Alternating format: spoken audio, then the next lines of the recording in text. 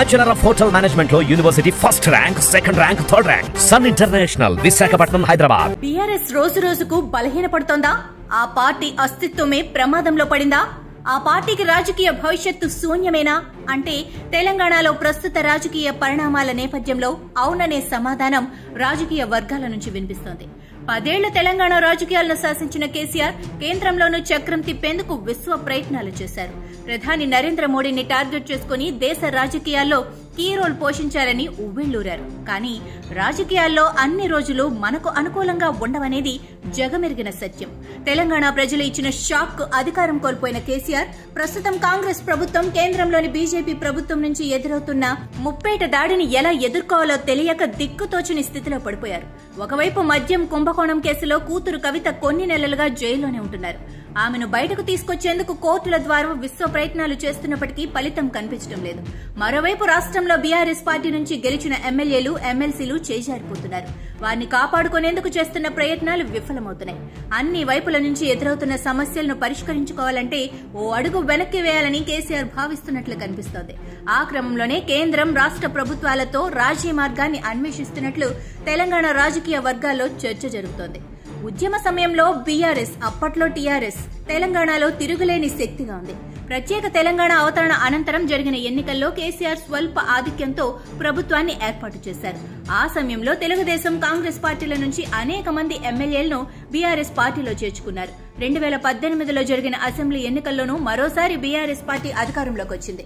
రాష్ట్రంలో ప్రజలకు చాలా చేశాం, ఇక దేశ ప్రజలకు సేవ చేయాలన్న భావనకు వచ్చిన కేసీఆర్ కేంద్ర రాజకీయాలపై దృష్టి కేంద్రీకరించారు.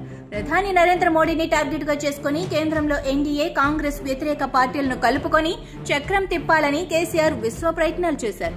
ఒకానొక సందర్భంలో కాబోయే ప్రధానమంత్రిని నేనే అంటూ కేసీఆర్ చెప్పడం దేశ రాజకీయాల్లో సంచలనంగా మారింది.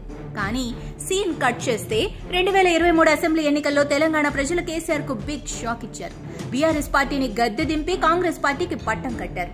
అయితే పార్లమెంటు ఎన్నికల్లో అత్యధిక స్థానాల్లో విజయం సాధిస్తే మళ్లీ రాజకీయంగా పుంజుకోవచ్చని భావించిన కేసీఆర్ కు తెలంగాణ ప్రజలు మరో బిగ్ షాక్ ఇచ్చారు.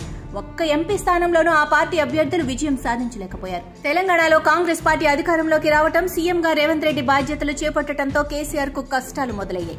తెలంగాణలో 10 ఏళ్ల కాలంలో కేసీఆర్ ప్రభుత్వ హయాంలో జరిగిన అవినీతి అక్రమాలపై రేవంత్ రెడ్డి గురిపెట్టారు. కాళేశ్వరం ప్రాజెక్టు, ఫోన్ ట్యాపింగ్ వ్యవహారంపై దృష్టి సారించిన రేవంత్ సర్కార్ కేసీఆర్ ను కటకటాల పాలు చేసేందుకు ప్రయత్నాలు చేస్తోంది. ఇదే సమయంలో బీఆర్ఎస్ పార్టీ నుంచి విజయం సాధించిన ఎమ్మెల్యేలు, ఎమ్మెల్సీలను రేవంత్ కాంగ్రెస్ పార్టీలోకి ఆహ్వానిస్తున్నారు. ఇప్పటికే కడియం శ్రీహరి, తెల్లం వెంకట్రావు, దానం నాగేందర్, పోచారం శ్రీనివాసరెడ్డి, డాక్టర్ సంజయ్ కుమార్, ప్రకాష్ గౌడ్ లాంటి నేతలు కాంగ్రెస్ పార్టీ తీర్థం పుచ్చుకున్నారు.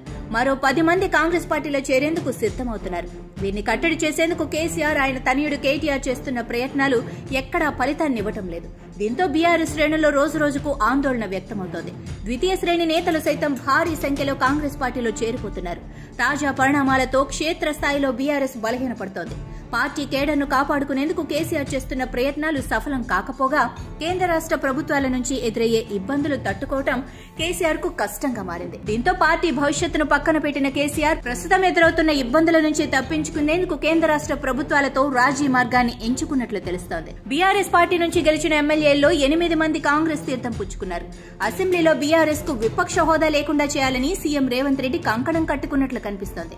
రేవంత్ రెడ్డి ఆగ్రహానికి అడ్డుకట్ట వేసేందుకు తనకు అనుకూలమైన కొందరు బీఆర్ఎస్ ఎమ్మెల్యేలను కేసీఆర్ కాంగ్రెస్ పార్టీలోకి వెళ్లాలని సూచించినట్లు తెలుస్తోంది. వారి ద్వారా కాంగ్రెస్ పెద్దలతో రాజీ కుదుర్చుకొని పలు కేసుల్లో విచారణ నుంచి బయటపడేందుకు కేసీఆర్ ప్రయత్నాలు చేస్తున్నట్లు సమాచారం. మరోవైపు కేంద్రంలోని బీజేపీని శాంతింపచేసేందుకు కేసీఆర్ ప్రయత్నాలు చేస్తున్నట్లు ఢిల్లీ రాజకీయ వర్గాల్లో చర్చ జరుగుతోంది.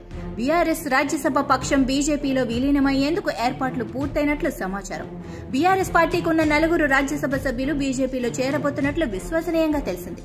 3 రాజ్యసభ సభ్యులు ఉపరాష్ట్రపతి, రాజ్యసభ చైర్మన్ జగదీప్ ధన్ఖడ్ తో సమావేశమయ్యారని, ఆ సమావేశంలో విలీన అంశంపై చర్చలు జరిపారని ఢిల్లీ రాజకీయ వర్గాల్లో చర్చ జరుగుతోంది. రాజ్యసభలో బీజేపీకి బలం అవసరం, పూర్తి మెజారిటీ లేదు. అందుకే రాజ్యసభ ఎంపీలను విలీనం చేసుకోవాలన్న ఆలోచనకు కేంద్ర బీజేపీ పెద్దలు వచ్చినట్లుగా పరిశీలకులు విశ్లేషిస్తున్నారు. తద్వారా కవితను జైలు నుంచి బయటకు తీసుకురావడంతో పాటు కేంద్రం నుంచి ఎదురయ్యే ఇబ్బందుల నుంచి బయటపడొచ్చని కేసీఆర్ భావిస్తున్నారని అంటున్నారు.